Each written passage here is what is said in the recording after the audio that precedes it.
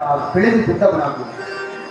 ಈ ಮೂರು ಲೋಕದಲ್ಲಿ ನಿನ್ನ ಕೀರ್ತಿಯು ಅತಿ ಅಜಿರಾಮವಾಗಿ ಬಾಳಿ ಬೆಳಗಲೇಬೇಕಾಗಿದೆ. ಬೇಗನೆ ಬೆಳೆದು ದೊಡ್ಡವನಾಗಪ್ಪ, ಬೇಗನೆ ಬೆಳೆದು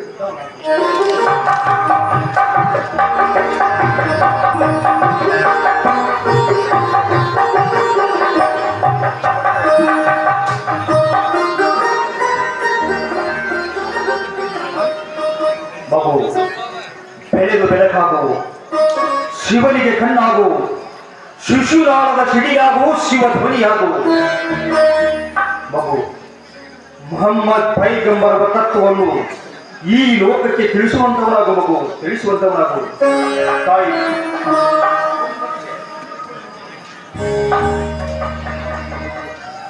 ಓಂ ನಮಃ ಶಿವಾಯ.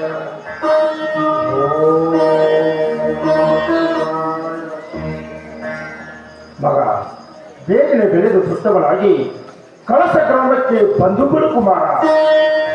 ಯಾಕಂದ್ರೆ ಕಳಸ ಗ್ರಾಮದ ಗೋವಿಂದ ಭಟ್ಟರ ಮಾನಸ ಪುತ್ರನಾಗಿ ಬೆಳೆಯಲೇಬೇಕಾಗಿದೆ. ಅದಕ್ಕೋಸ್ಕರ ಬೇಗನೆ ಬೆಳೆದು ಕಳಸಕ್ಕೆ ಬಂದುಬಿಡು ಕುಮಾರ, ಬಂದುಬಿಡು. ಜೈ ಜಗದೀಶ್ವರಿ.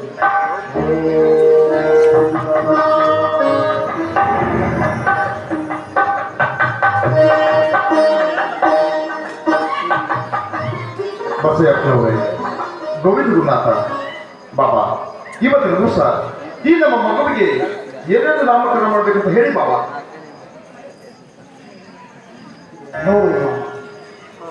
ಬಸಯ್ಯನವರು ಹೇಳಿದಂತೆ ಮೊಹಮ್ಮದ್ ಪೈಗಂಬರ ತತ್ವಗಳನ್ನು ಈ ನಿಮ್ಮ ಮಗನಿಂದಲೇ ಇನ್ನೊಮ್ಮೆ ಜನರಿಗೆ ತಿಳಿಯುವಂತಾಗಲಿ. ಆದ ಕಾರಣ ಈ ನಿಮ್ಮ ಮಗನಿಗೆ ಮೊಹಮ್ಮದ್ ಸೇಫನೆಂದು ಇವರಿಗಾದರೂ ನಾಮಕರಣ ಮಾಡಿದೆ. ಎಂತ ಅದ್ಭುತ ಹೆಸರು! ಸೈಫ ಎಂದು ಬಾಯಿಂದ ಉಚ್ಚರಿಸಿದರೆ ಸಾಕು, ಮಾಡಿದ ಪಾಪವೆಲ್ಲ ನಶಿಸಿ ಹೋಗುವುದು.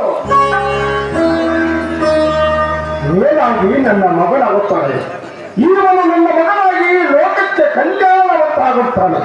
ಜೈ ಜಗದೀಶ್ವರಿ. ಧರ್ಮಕ್ಕೆ ದೂರವಾಗಲಿ, ಆ ಶಿವ ನಮಗೆ ಒಳ್ಳೆಯದು ಮಾಡಿ.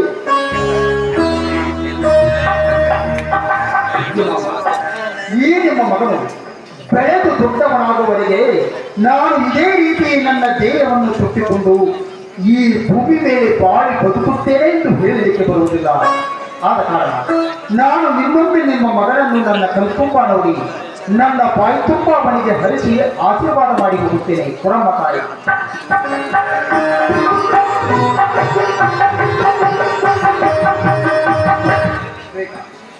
ಬೇಗನೆ ಬೆಳೆದು ದೊಡ್ಡವನಾಗಪ್ಪ.